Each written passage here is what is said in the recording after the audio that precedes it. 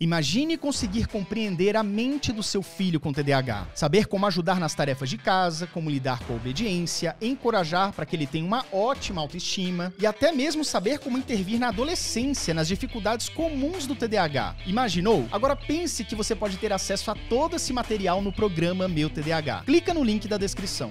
Aí voltando na importância do tratamento precoce, a gente quando vai entender e vai acompanhar grande parte dos casos, o uso de substância começa muito cedo, né? Começa lá na adolescência. Só puxa um pouquinho para você, sim.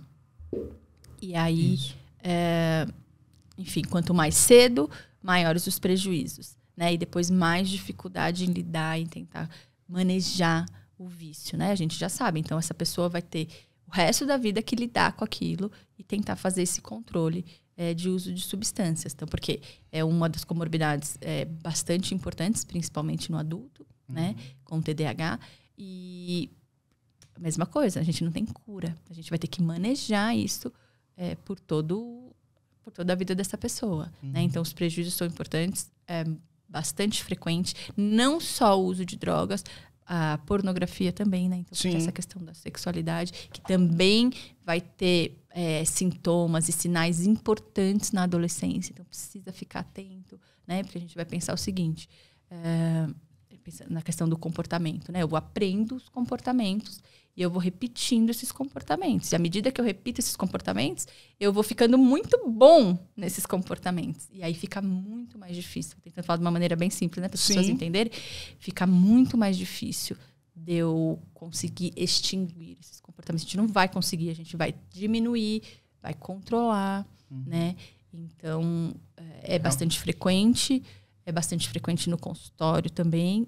E muito mais difícil aquela pessoa que iniciou mais na vida adulta. É muito mais comum que o início tenha se dado ali na adolescência, no final da adolescência, início da vida adulta. Falando agora de pais que estão diante de crianças que têm algum tipo de vício, talvez no videogame, na tela, ou mesmo adolescentes que, às vezes até na pornografia, né, que é muito acessível hoje em dia, né? Antigamente, às vezes, você tinha que achar uma revista, alguma coisa assim, para você ter um estímulo, uma imaginação.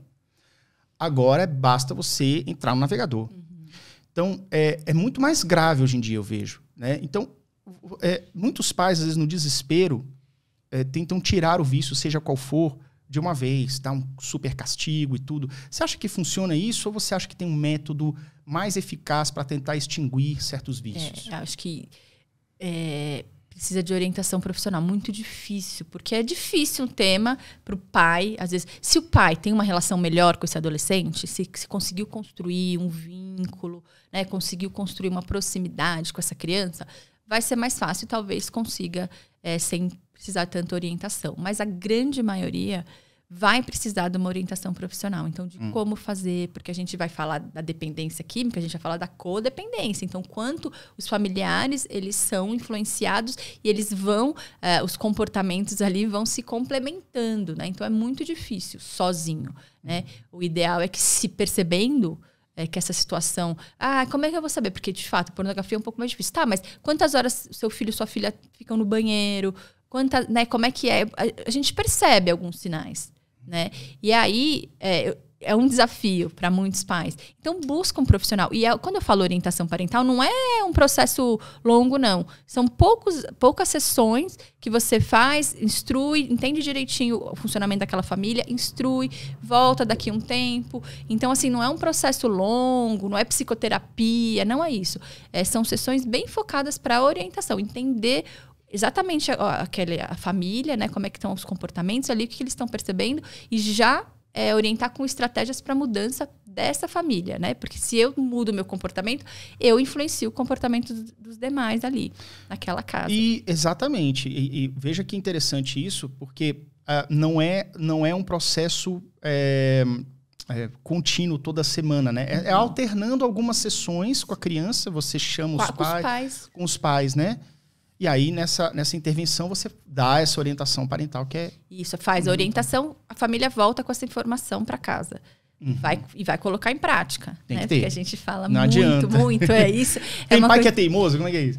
Tem pai, tem adulto, tem tudo. Quando a gente vai trabalhar, né? Toda essa questão da linha comportamental como um todo, a gente tem essa questão da fala, sim, mas a gente tem que pôr em prática, né? Então, o pai vai para essa orientação para ele levar informações para ele colocar em prática lá na casa dele. Mesma coisa o adulto.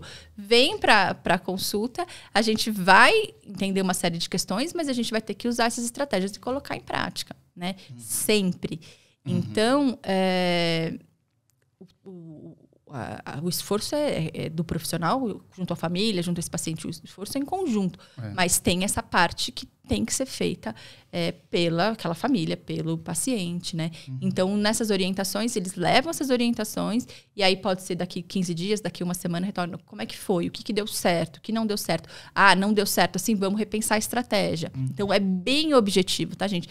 Porque eu sei que também tem diferenças em linhas teóricas e de trabalho. Então, quando a gente vai falar em orientação parental, principalmente falando do TDAH, pensando, né, nas informações baseadas em evidências científicas, a orientação comportamental é ela que se mostra mais, que mostra, né, mais eficiência aí. Então,